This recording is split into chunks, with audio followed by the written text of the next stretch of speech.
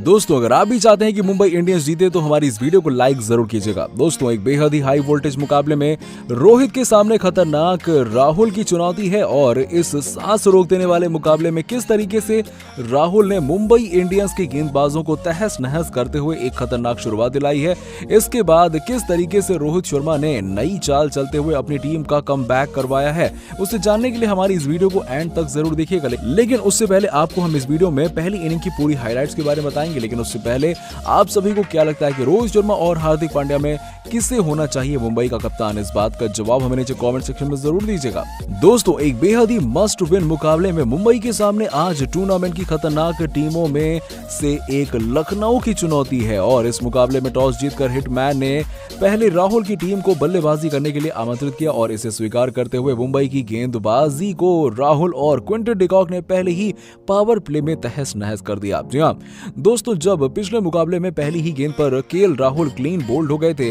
तब आज के मुकाबले में सबको ऐसी उम्मीद थी कि केएल राहुल आज कुछ बड़ा करेंगे और उन्होंने ऐसा किया भी। और दोस्तों, आपको बता दें कि साल 2022 के टाटा आईपीएल में अगर खतरनाक ओपनिंग जोड़ी की बात की जाए तो उसमें राहुल और डिकॉक की जोड़ी नंबर 1 पर आएगी, क्योंकि दोनों ही बल्लेबाज इस वक्त खतरनाक फॉर्म में हैं। और आज के मुकाबले में कैप्टन रोहित शर्मा ने एक नया पैंतरा चलते हुए युवा ऑलराउंडर तिलक वर्मा को अपना ओवर थमा दिया और मुंबई के कैप्टन को यही उम्मीद थी कि शायद तिलक ही वो खिलाड़ी होंगे जो मुंबई इंडियंस की किस्मत बदल सकें, लेकिन ऐसा होने वाला नहीं था। तिलक वर्मा की दूसरी ही गेंद पर केएल राहुल ने एक शानदार चौका लगाते हुए अपने पारी का शानदार आगाज किया। बावजूद उसके तिलक वर्मा ने अपने इस ओवर में केवल 7 रन ही दिए और अब यहां से लखनऊ की गाड़ी चल पड़ी थी। और इसके बाद लखनऊ के दूसरे नवाब क्विंटन डिकॉक ने गेंदबाजी करने के लिए आए जयदेव उनादकट के दूसरे ओवर में ही चौके सहित 9 रन बटोर ली और 2 ओवर में 16 रन के बाद में अब सुपर जॉइंट्स के दोनों ही बल्लेबाज आतिशी लय में आते हुए नजर आ रहे थे और अब रोहित शर्मा को इन दोनों ही बल्लेबाजों से ज्यादा खतरा महसूस होने लगा था।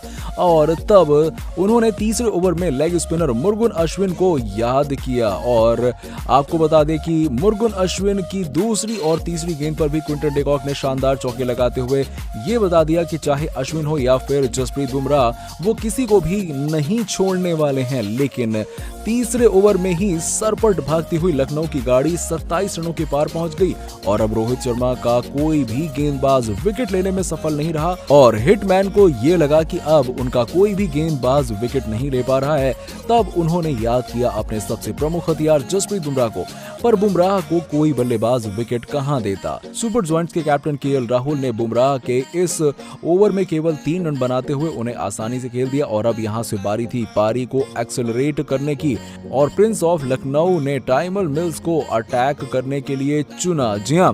आपको बता दें कि उनकी ही गेंद पर केएल राहुल ने अपनी क्लास दिखाते हुए गजब का चौका लगाया और उनका ये चौका देख हर कोई तालियां बजाने पर मजबूर हो गया। और इसके बाद टाइमर मिल्स की आखिरी 2 गेंदों पर पहले राहुल ने चौका लगाया और उसके बाद गेंद को स्टैंड्स के बीच में पहुंचाते हुए लखनऊ के प्रशंसकों को झूमने पर मौका दिया और अब सुपर जॉइंट्स की गाड़ी 5 ओवर के बाद में 46 रन के पार पहुंच गई थी और हिटमैन की चिंता बढ़ती हुई नजर आई, क्योंकि लखनऊ के 9वें नवाब मुंबई के गेंदबाजों को ऐसे पीट रहे थे जैसे उनकी कोई दुश्मनी हो। और अब रोहित ने इस पर लगाम लगाते हुए मुंबई को पहला विकेट दिलाने के लिए याद किया वेस्टइंडीज के ऑलराउंडर फेबियन एलन को और इस गेंदबाज की दूसरी ही गेंद पर क्विंटन डिकॉक ने एक गजब का छक्का लगाते हुए यह दर्शा दिया कि आज वो किसी को बख्शने के मूड में नहीं है। पर वेस्टइंडीज के खिलाड़ी कहां चुप रहने वाले थे और इसके बाद अगली ही गेंद पर फेबियन एलन ने शानदार गेंद डालते हुए खतरनाक दिख रहे क्विंटन डिकॉक को पवेलियन की राह दिखा दी और यहां से मुंबई का एक बड़ा खतरा टल गया। जी हां,